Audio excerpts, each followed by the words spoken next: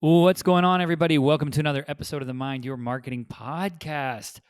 I'm excited today, guys. I'm excited to bring on this next guest, Trish Thomas. She is the co-founder and CEO at Whole and Free Foods. Also, she's a faculty member at Northwestern University. Trish, how are you? I'm great. Thanks for having me. So we got some interesting stuff to cover today. Predominantly, I want to dive into this new, methodology that you're tackling and kind of putting out there and really pioneering. But before we get into that, I want to hear about your background. Walk me through your career uh, and how you got to starting a company, but then also simultaneously and working as a faculty member at Northwestern. Sure. I think that the reason why I'm an entrepreneur is that I was growing too fast as an adolescent and my pants were so short and I knew my parents didn't have the money to buy me new ones. So I just went to work. I started employing the neighborhood probably at 11. I was kind of a babysitting madam where I would find work and I'd hire people to babysit and shovel snow and do parties. And I come from a family that has the oldest family owned design and architecture business in the country out of Cincinnati. And so we've been in business 165 years. So I started working at 13. And so was always surrounded by entrepreneurs. I have a family of them. And then came to Chicago right out of college, had studied design to go into the family business, and was working for a prestigious design firm here, Eva Maddox Associates. And we were doing a lot of work for nonprofits, and I look at those meetings and I think these guys don't need better looking stores, they need stuff they can sell. So about a year to the day I graduated from college, I decided to start a company to do product development for nonprofits, not having a clue what I was doing. So I bought some concrete blocks, a piece of wood, had a little computer somebody gave me, and I sat down to start to work and didn't know what to do, turned on Oprah, started again the next day. So, but it was funny that nonprofits take a long time to make decisions. So by the time the Museum of Science and Industry came back, for example, and said they wanted to work with us, it was 2 years later. And by then we had already launched a toy company off of some of our ideas and sold it. And so after I sold my toy company, I ended up getting tapped by Thomson Newspapers. There was about $1 billion newspaper company, that there was this thing that was happening called the internet. This is 1996. I'm old, Jordan.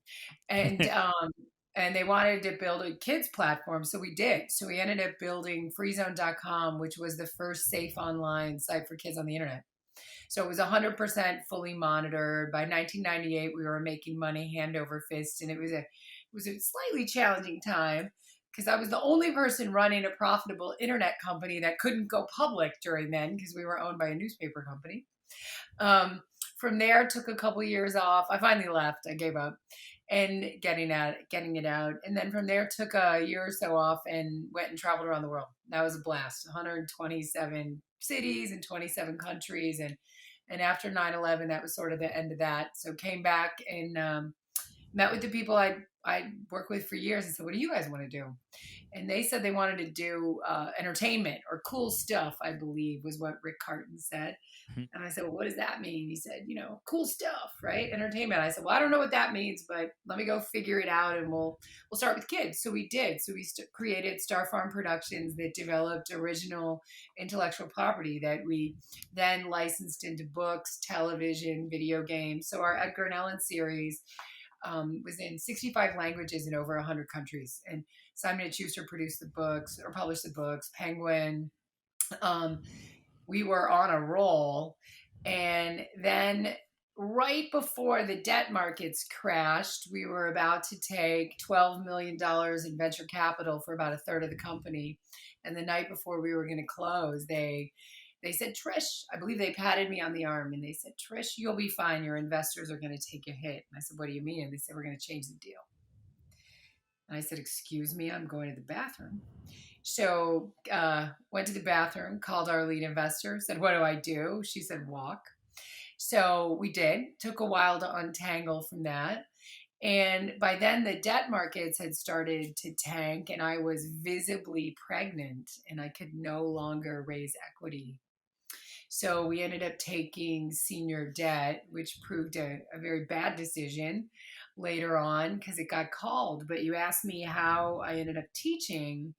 And what I've learned over 30 years of being an entrepreneur is that there's one skill that defines success and failure, and it's the ability to fearlessly ask, whether that's for help, for the order, to navigate a difficult conversation.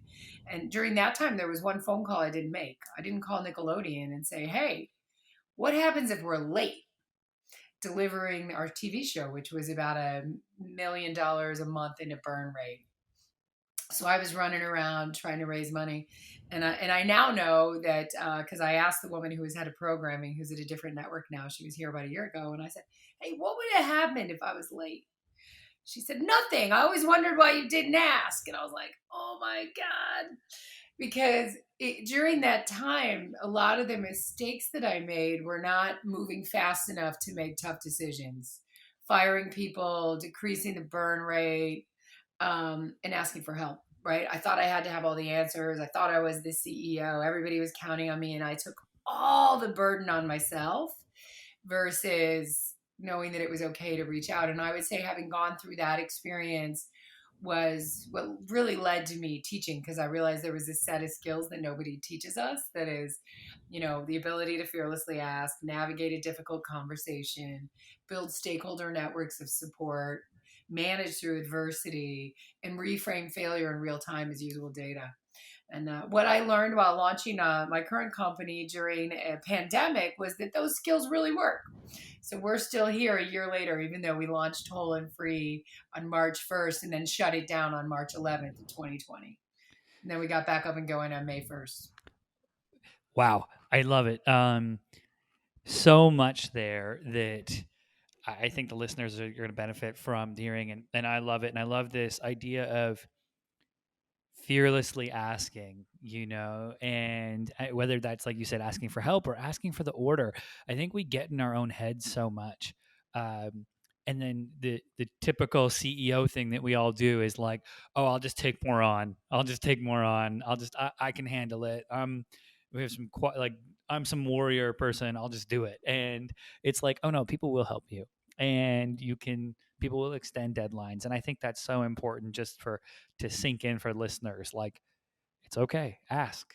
The world is a lot more accommodating than we think when we actually go out and ask for things. So that is amazing. Now, I will say it's not as easy as it sounds. oh, So after teaching about 1,000 people how to do this, the book that I assigned first is actually Brene Brown's Daring Greatly, because when you look at sort of the Maslow's hierarchy of needs of asking, is that you have to understand that it's okay to be vulnerable, mm-hmm. and then you have to be able to like understand what you're afraid of, answer the question, what's the worst thing that can happen, and untangle that by going in and saying, okay, what's the worst thing that can happen? Assign a numerical percentage to that. Then say, what's the best thing that can happen? Assign a numerical percentage to that. And then you can actually move forward. And what I found is that when people actually take the time to answer that, what's the worst thing that can happen, by me asking you, that their anxiety comes down and they can make a much more confident ask, which needs to be specific, measurable, and asked in a way that assumes you're going to say yes, versus sometimes we're wimpy in our asks, like, well, hey, Jordan, is it okay? I know you're busy, but like, can we like change the time of our podcast? Forget it. No, ask. I think the Harvard Business Review too just came out and said that we actually have more fear and agony asking hard questions or asking for things than the receiver of the hard question does. They actually just want it to be direct and to the point. Because to your point, we don't want it to be wimpy. Like, just ask. And it is a lot harder to do than to say. It's the same as going up to a 15-year-old boy and saying, "Hey, go ask the cute girl out at your school that you have a crush on." Sure, in theory, but I was 15 once, and that was terrifying. So I think a lot of those things transcend as we move forward in life. But I think that, and maybe we're going to discuss how to fearlessly ask, and that's where we're headed.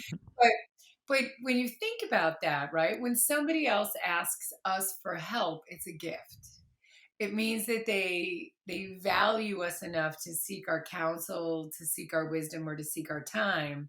But yet when you flip that, the first thing that the little voices in our head go to is that, oh, they're too busy, I'm not worthy, I don't want to be a burden.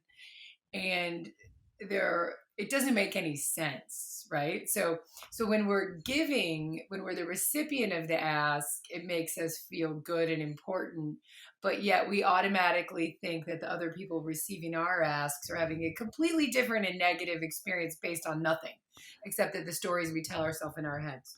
Oh yeah, connecting the invisible dots in our heads. I'm always like, I catch myself sometimes. I'm like, I went on such a fictitious train of thought on how this person was interpreting my ask. For instance, say like, I ask, you to come on the podcast, and then I think, who am I to be asking? What is this show that I'm even trying to do? Who am I a good host? I didn't go to school for this. The imposter syndrome sinks in. And then, but then you do it, you do the ask. And then I think it becomes easier over time. You start to see that people gravitate towards it. And you're like, oh, so that like subtle reframing or big reframing can open so many doors. Well, and I've spent the past 5 years, really working on how to teach fearless asking. So when you look at it, you prepare for your ask, you identify what you're afraid of, then you ask with confidence, assuming they're saying yes, and then the next step is actually the hardest, which is to be quiet, to be silent, and to listen to what their response is. And that, for me, I'm a talker, right? So that was like the hardest thing to do. And then I'll tell you in a story in a second. And then from there, you go to hearing offers, right? A lot of people call that managing objection. But really, when you get your head around and you take the fear out of the ask, then essentially what you're doing is no just unlocks what they are going to say yes to. So Chris Voss, who wrote Never Split the Difference, who I'm crazy about, right? If you ever get him on this podcast, I want to come. So I'm obsessed with his work. I teach it, but he laid it out best, right? Is that once somebody says no to you, they stop living in their head, because until they actually get the no out, they're thinking, oh, the guy's going to keep talking. When's she going to be quiet? Is they going to be mad at me when I say no? And once they actually say no, they relax and start to lean into it. And then you can just keep asking them more questions until you learn what they're going to say yes to. And then you repeat the cycle again. But I have a funny story that on the silence piece, there was something I really wanted to do that had a monetary component, but I really wanted to do it anyhow. But when I heard the monetary component, it was so much lower than I thought that I really had to think about if this was worth my time. And so I was in this meeting, this negotiation with a woman, and she told me what the money was, and I literally was quiet because I was thinking about it. And I was really thinking about it. I was doing math in my head. And all of a sudden she said, "Okay, fine. I'll pay you more. I'll pay you like 30% more, but don't tell anybody." And I was dying laughing because I wasn't even going to ask her for more money. I was just trying to get to yes in my head.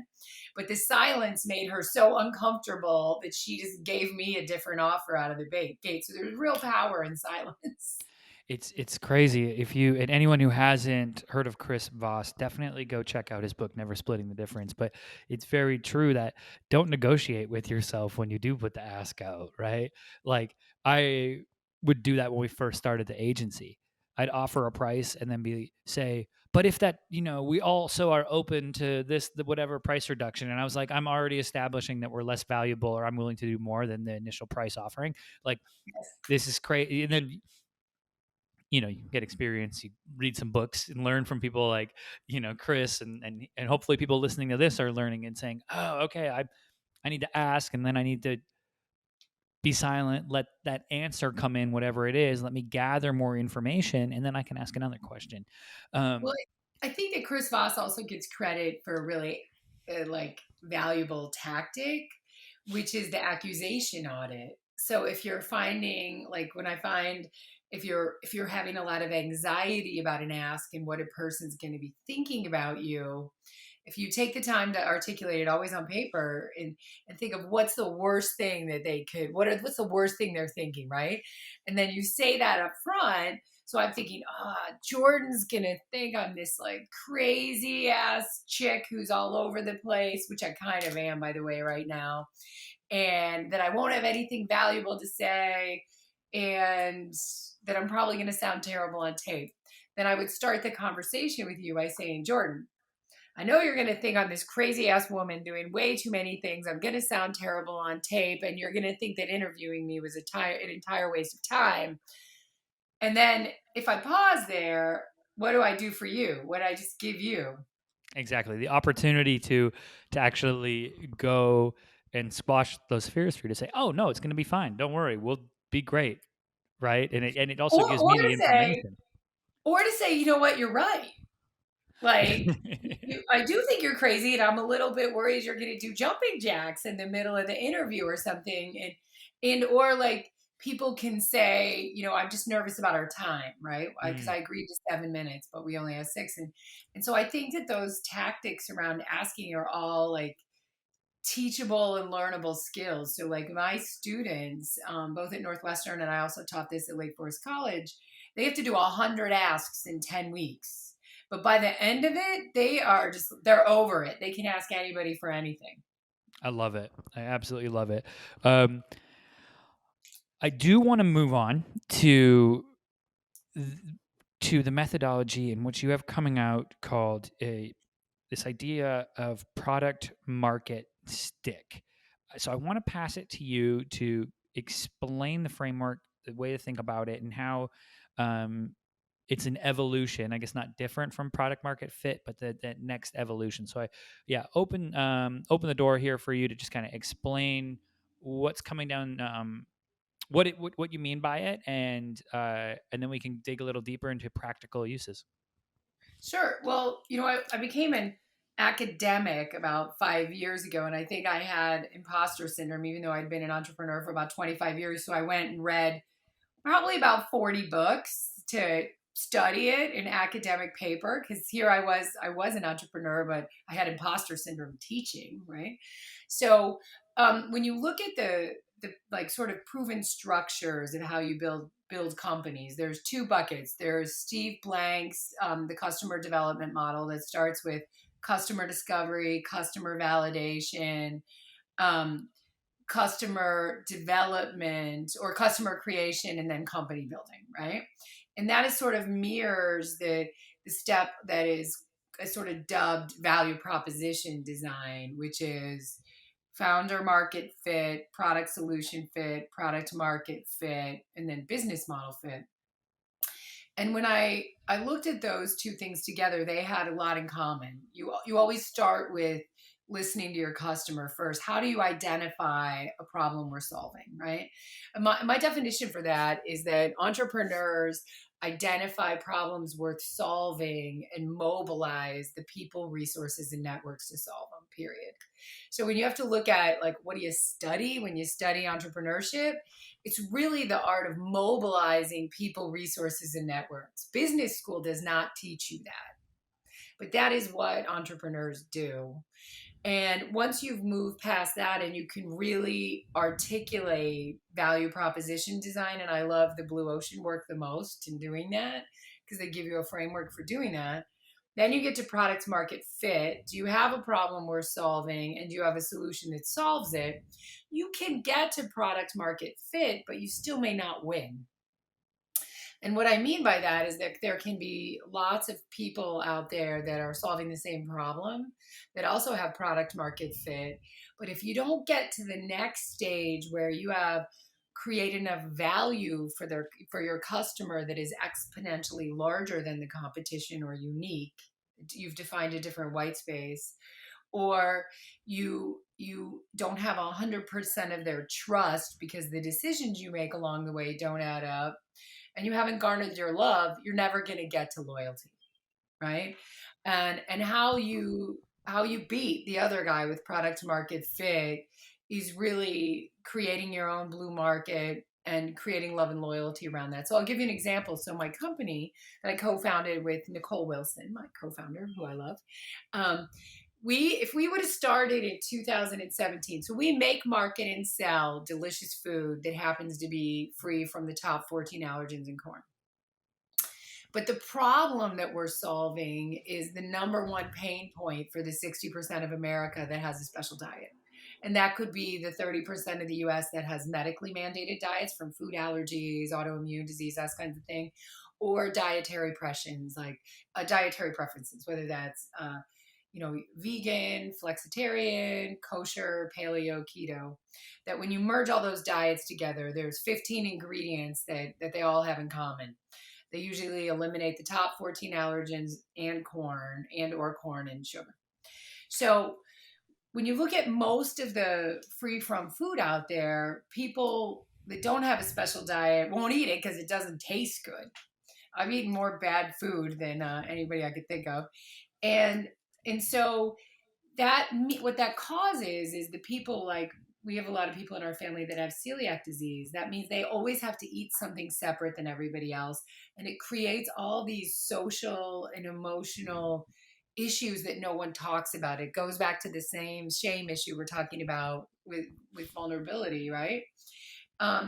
So if food tasted great and it was also free from the top allergens in corn, that would mean everybody could eat it.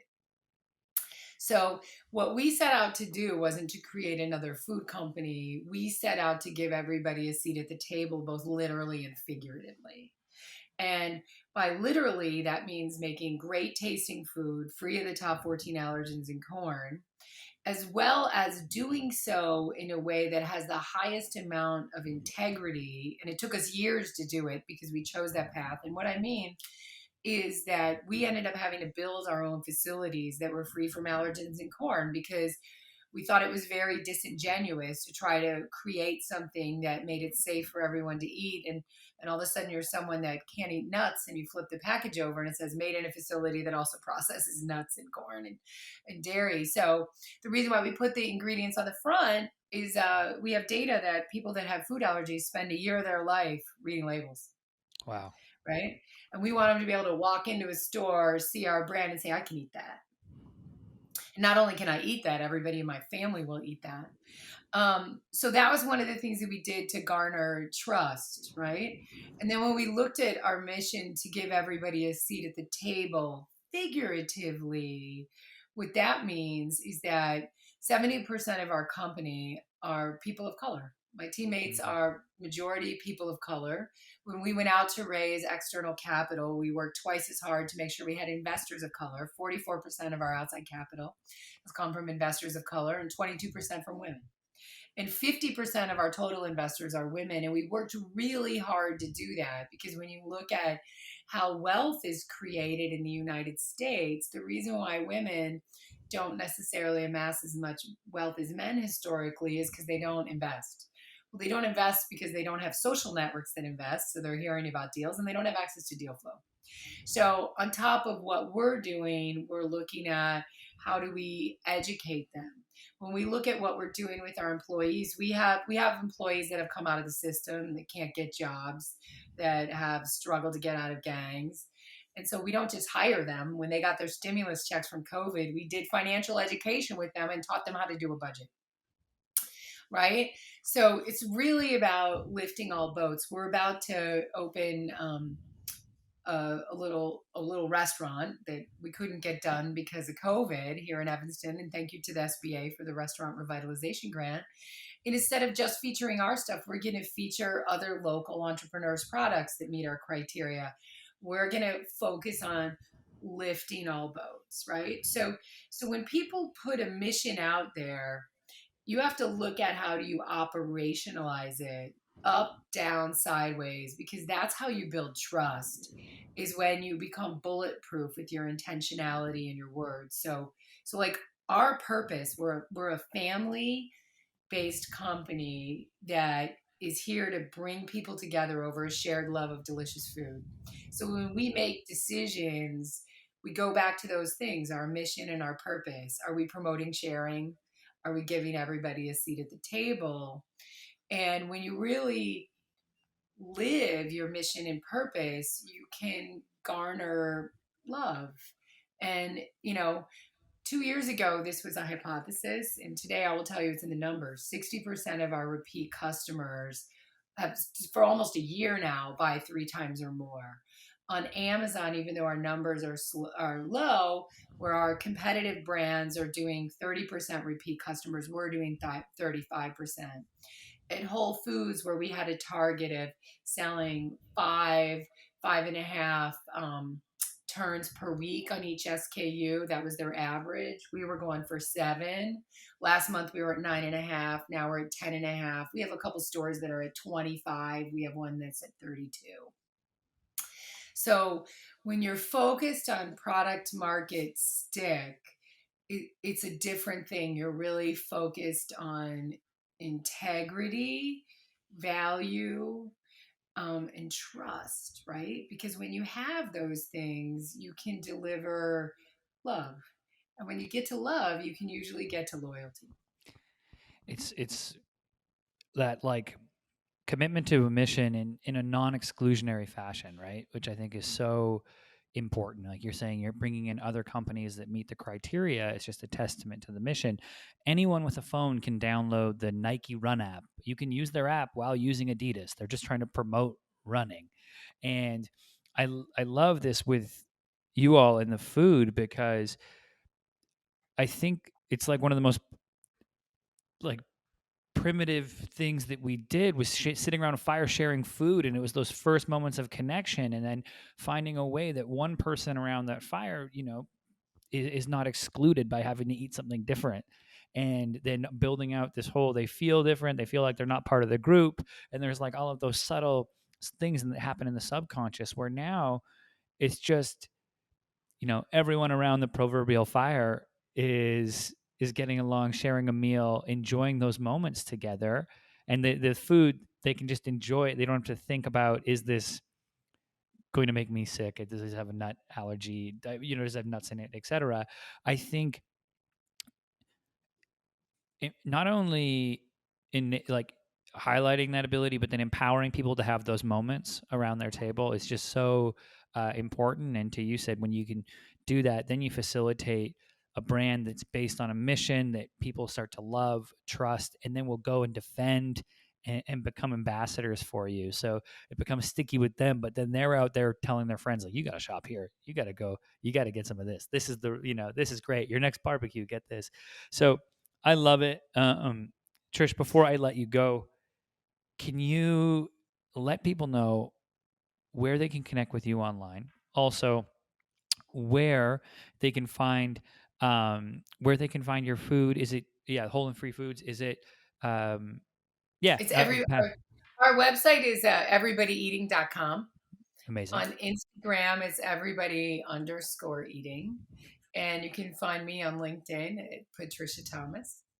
Patricia Trish Thomas. Just look up Everybody Eat or Whole and Free Foods and you'll find me. And Jordan, I just wanted to leave you with one thing, is that these days nothing counts unless you can measure it.